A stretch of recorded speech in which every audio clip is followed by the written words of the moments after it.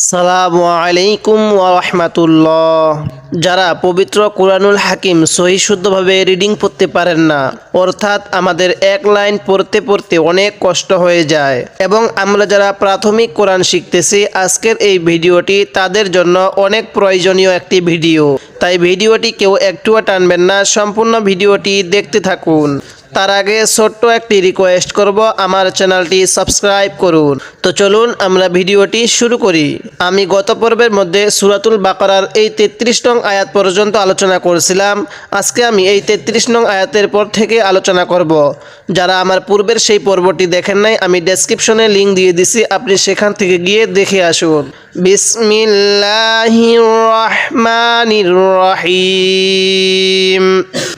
ওয়া জবর ওয়া, হামজা লাগবে এই জালের সাথে। ইল ওয়া ইল, জালটা একটু নরম করে পড়বো। অনেকেই আমরা জালটাকে জিম পরে ফেলি, জিম পড়বো না। ওয়া ইল, কফ লাগবে এই লামের সাথে। কুল, নুন আলিফ জবর না। ওয়া ইল কুল না, এই নুনের মধ্যে এক আলিফ টান দিব, কারণ জবরের বামে খালি আলিফ হলে সেখানে এক আলিফ টানতে হবে।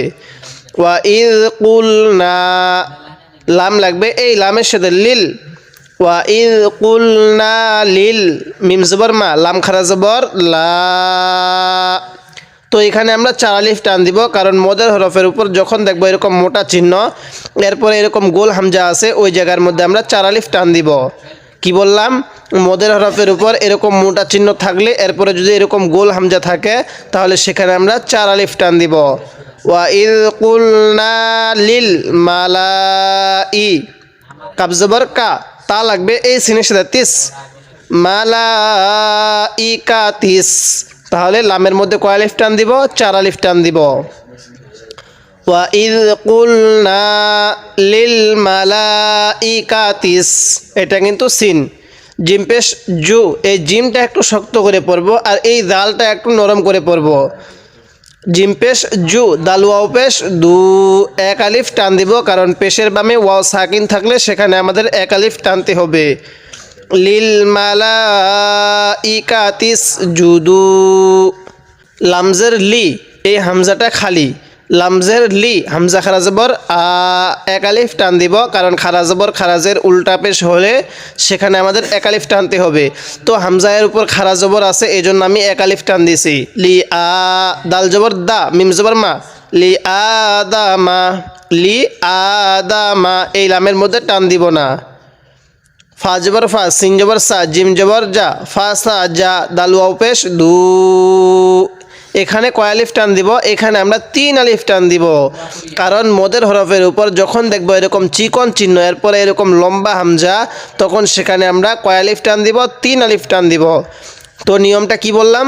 মদের হরফের উপর যখন এরকম চিকন চিহ্ন দেখব, এরপরে এরকম লম্বা হামজা দেখব, তখন সেখানে আমরা 3 আলিফ টান দিব। ফাসাজাদু, এরকম করে পড়ব।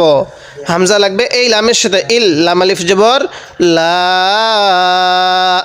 তো এবার আপনি বলেন তো দেখি, এখানে কয় আলিফ টান দিব? হ্যাঁ, এখানে 3 আলিফ টান দিব। যদি আপনি এই নিয়মটি এখানে শিখে নিতে পারেন, তাহলে পুরো কোরআনুল হাকিমের মধ্যে এরকম নিয়মটা যেখানে আসবে, আপনি খুব সহজেই সেখানে বুঝতে পারবেন। তাই ভিডিওটি শেষ অবধি আপনি মনোযোগ সহকারে দেখবেন। হামজা লাগবে এই লামের সাথে। ইল, লাম আলিফ জবর লা, 3 আলিফ টান দিব। হামজা লাগবে এই বায়ের সাথে। ইব, ইল্লা ইব, বাটা একটু ধাক্কা দিয়ে পড়বো, কারণ বাটা হলো কলকলা হরফ, আর কলকলা হরফ হলো 5টি, কফতা বাজিম দাল। লামিয়াজের লি, এক আলিফ টান দিব। জেরের বামে ইয়া সাকিন থাকলে সেখানে আমাদের এক আলিফ টানতে হবে। সিন জবর সা, ইবলিসা। তো যদি আমি এখন ওয়াকফ করি, তাহলে কিভাবে পড়ব? ইবলিস, তখন কিন্তু সিনের উপর এই জবরটাকে বাদ দিয়ে দিব। ফাসাজাদু, 3 আলিফ টান। ইল্লা ইবলিস, ওয়া ইয কুলনা, এক আলিফ টান দিব। লিল মালাইকাতিস, এই লামের মধ্যে 4 আলিফ টান। মালাইকাতিস জুদু, লি আদামা, লামের মধ্যে টান দিব না। ফাসাজাদু ইল্লা ইবলিস, হামজা জবর আ, বা ইয়া খারা জবর বা, কয় আলিফ টান দিব? এক আলিফ টান দিব। কারণ খারা জবর খারাজের উল্টা পেশ হলে সেখানে এক আলিফ টানতে হয়। তো এখানে খারা জবর আছে, এজন্য আমি এক আলিফ টান দিছি। আবা, তবে এই হামজায়ের মধ্যে আবার টান দিব না। আবা কিভাবে পড়ব? আবা। ওয়াও লাগবে, এই সিনের সাথে ওয়াস তা লাগবে, আবার এই কাপের সাথে তাক। ওয়াস তাক, বা জবর বা, র জবর র, ওয়াস তাক বা র। তো যদি আমি এখন ওয়াকফ করি তাহলে কিভাবে পড়ব? ওয়াস তাক বা, এই রয়ের উপর জবরটাকে বাদ দিয়ে দিব। ওয়াও জবর ওয়া, কাফ আলিফ জবর কা, এক আলিফ টান দিব। কেন এক আলিফ টান দিব এবার আপনি বলেন তো? হ্যাঁ, জবরের বামে খালি আলিফ থাকলে সেখানে আমাদের কয় আলিফ টানতে হবে? এক আলিফ টানতে হবে। নুন জবর না, ওয়া কানা, মিমজের মি, নুন লাগবে, আবার এই লামের সাথে নাল, মিনাল, ওয়া কানা মিনাল। কাফ খারা জবর কা, ফাজের ফি, কাফি, রয়াজের রি, নুন জবর না, কাফিরিনা। তো যদি আমি এখন ওয়াকফ করি তাহলে কিভাবে পড়ব? কাফিরিন। ওয়াকফের সময় কিন্তু আমি এখানে তিন আলিফ টান দিব মধ্যে আরজি হিসাবে, কারণ ওয়াকফের শেষ হরফের পূর্বের হরফে যদি মধ্যের হরফ তিনটি থেকে কোনো একটি হরফ থাকে তাহলে সেই ওয়াকফের মধ্যে আমরা তিন আলিফ টান দিব। এজন্য আমি এখানে তিন আলিফ টান দিছি। কাফিরিন, ওয়া কানা মিনাল কাফিরিন। এবার আমরা এই আয়াতের শুরু থেকে ভেঙে ভেঙে পড়ব। ওয়া ইয কুলনা লিল মালাইকাতি ইসজুদু লি আদামা ফাসাজাদু ইল্লা ইবলিস আবা ওয়াস্তাকবার। ওয়াস্তাকবার যদি ওয়াকফ করি তাহলে এরকম করে পড়ব, ওয়া কানা মিনাল কাফিরিন। এবার আমরা এই আয়াতের শুরু থেকে মিলিয়ে পড়ব। আমি একটি আয়াত একটি শব্দ বারবার করে পড়ার চেষ্টা করতেছি, বারবার করে বলে দেওয়ার চেষ্টা করতেছি, যাতে করে আমরা এই সবকটি এখানেই শিখে নিতে পারি। কারণ আমাদের অনেকেরই হয়তো একটু বয়স বেশি হওয়ার কারণে আমাদের এই পড়াগুলো স্মরণ থাকতেছে না বা নিয়মগুলো স্মরণ থাকতেছে না। তাই আমি বারবার একটি পড়া রিভিশন করতেছি। তাই ভিডিওটি আপনি শেষ অবধি মনোযোগ সহকারে দেখবেন। وَإِذْ قُلْنَا لِلْمَلَائِكَةِ اسْجُدُوا لِآدَمَ فَسَجَدُوا إِلَّا إِبْلِيسَ أَبَى وَاسْتَكْبَرَ وَكَانَ مِنَ الْكَافِرِينَ। ওয়াও জবর ওয়া, কফ লাগবে এই লামের সাথে কুল, ওয়া কুল, নুন আলিফ জবর না, এক আলিফ টান দিব। ওয়াকুল না, ইয়া খারা জবর ইয়া। এবার আপনি বলেন তো দেখি এখানে কয় আলিফ টান দিব? এক আলিফ না তিন আলিফ? হ্যাঁ, বলে ফেলুন কয় আলিফ টান দিব? হ্যাঁ, এখানে তিন আলিফ টান দিব, কারণ মদের হরফের উপর এরকম চিকন চিহ্ন থাকলে এরপরে যদি এরকম লম্বা হামজা থাকে তাহলে সেখানে তিন আলিফ টান দিব। ওয়াকুলনা ইয়া, হামজা খারা জবর আ, দাল জবর দা, মিম লাগবে আবার এই সিনের সাথে, মুস, ইয়া আদামুস। কি বললাম? ইয়া আদামুস। এই দালের মধ্যে আবার টান দিব না, হামজায়ের মধ্যে এক আলিফ টান দিব। ইয়া আদামুস। কাপ নুন পেশ কুন, কাপ নুন পেশ কুন, এই নুন সাকিনের মধ্যে গুণনা করব না। অনেকেই আমরা এই নুন সাকিনগুলো পড়তে পারি না। যখন দেখব নুন সাকিনের পরে ইকফার যে 15টি হরফ আছে, এই 15টি হরফ থেকে কোনো একটি হরফ যদি এই নুন সাকিনের পরে থাকে তাহলে ওই নুন সাকিনের মধ্যে আমরা গুণনা করব। আর নুন সাকিনের পরে যদি ইজহারের যে 6টি হরফ আছে, এই 6টি হরফ থেকে কোনো একটি হরফ যদি এই নুন সাকিনের পরে থাকে তাহলে ওই নুন সাকিনের মধ্যে আমরা গুণনা করব না। তো এবার আপনি বলেন তো দেখি যে এই নুন সাকিনের মধ্যে আমি গুণনা করব কি না? হ্যাঁ, গুণনা করব না। কেন? নুন সাকিনের পরে হামজাটা হলো ইজহারের হরফ, হামজাহা আইনহা গইন খ, এই 6টি হলো ইজহারের হরফ। ওয়াকুলনা ইয়া আদামু উসকুন, এখানে গুণনা করব না, হামজা লাগবে এই নুনের সাথে, আং, তা জবর তা, আং তা, এই নুন সাকিনের মধ্যে গুন্না হবে কেন? এই নুন সাকিনের পরে তাটি হলো ইকফার হরফ, আর এই নুন সাকিনের পরে এই হামজাটা হলো ইজহারের হরফ, যার কারণে এখানে গুন্না হবে না, এই নুন সাকিনের মধ্যে গুন্না হবে। আপনি যদি আমার এই পর্বগুলো নিয়মিত দেখেন তাহলে ইনশাল্লাহ আপনি কোরআনুল হাকিম পড়ার জন্য যেই সমস্ত নিয়মকানুন জানতে হয় সমস্ত নিয়মকানুন আমি আপনাকে শিখিয়ে দিব। তাই আপনি আমার পর্বগুলো নিয়মিত দেখবেন এবং আমার চ্যানেলটি সাবস্ক্রাইব করবেন এবং আমার পাশেই থাকবেন। ওয়া জবর ওয়া, ঝা লাগবে এই ওয়াওয়ের সাথে, যাও জিম পেশ জু, ওয়া ঝাউ জু, ওয়া ঝাউ জু। কাফ লাগবে এই লামের সাথে, কাল, ওয়া ঝাউ জু কাল। জিম লাগবে এবার এই নুনের সাথে, জান। এখানে নাকের বাসি দ্বারা গুন্না করব, কারণ মিম এবং নুনের উপর তাজদিদ হলে সেখানে আমাদের গুন্না করতে হবে। ওয়া ঝাউ জু কাল জান, নুন জবর না, তা জবর তা, জান্নাতা। ওয়া জাউজুকাল জান্নাতা, নুনের উপর তাজদিদ, এজন্য আমি গুন্না করছি। ওয়া জবর ওয়া, কাফ পেশ কু, লাম আলিফ জবর লা, কয় আলিফ টান দিব?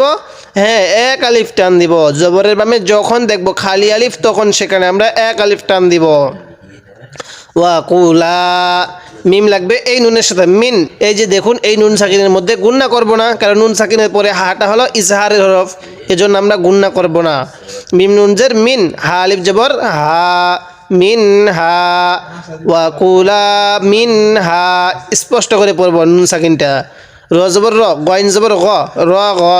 দাল আলিফ দুই জবর দান, র গ দান, মিন হা র গ দান। এখানে অনেকে রাগাদান এরকম করে পড়ি, এরকম করে পড়বো না। একটা জিনিস খেয়াল রাখবেন, র জবর র হয়, র জবর রা হয় না।